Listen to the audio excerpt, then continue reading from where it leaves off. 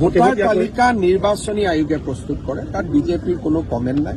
আমি নিকা এখন ভোটাৰ তালিকা হোৱাটো বিচাৰোঁ। ক'ৰবাত ভুল থাকিলে ইলেকশ্যন কমিশ্যনে শুধৰাব লাগে আৰু ভোটাৰ তালিকাৰ সম্পূৰ্ণ দায়িত্ব নিৰ্বাচনী আয়োগৰ, তাত আমাৰ কোনো কমেণ্ট নাই। আমিও কমপ্লেইন দিম, 22 জানুৱাৰীলৈকে কমপ্লেইন দিয়াৰ সময় আছে। বহুত জেগাত আমাৰ নজৰতো আছে যে এইজন মানুহ ঢুকাইছে, নামটো ভোটাৰ লিষ্টত আছে। এইজন মানুহ কেৰালাত কাম কৰি আছে, অসমৰ ভোটাৰ লিষ্টত নাম আছে। এইজন মানুহ বিদেশী ন্যায়াধিকৰণে বিদেশী বুলি কৈছে, ভোটাৰ লিষ্টত নাম আছে।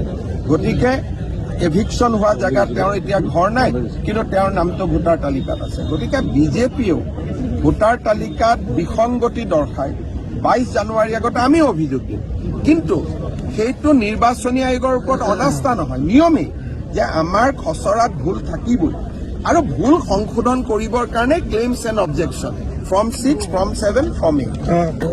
কংগ্ৰেছৰ এটা অভিযোগ যে 10,000 যি ভোট আছে কংগ্ৰেছক দিবলগীয়াখিনি কৰ্তন আৰু বিজেপিৰ দিব লগা তেওঁলোকে কমপ্লেইন দিয়ক।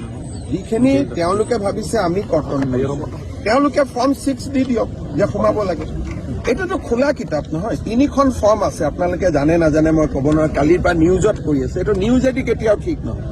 ফৰ্ম 6, ফৰ্ম 7, ফৰ্ম 8, ইভেন টাইটেলৰো যদি ভুল আছে, হিমন্ত বিশ্বাস শৰ্মা হৈ আছে, তাৰো কাৰেকশ্যনৰ কাৰণে ফৰ্ম 6 মই দিব পাৰোঁ। গতিকে ফৰ্ম নিদি অকল যদি পৰ্টেল আৰু টিভিৰ জৰিয়তে যুদ্ধ জিকিব খোজে, সেইটোতো জিকিব নোৱাৰিব।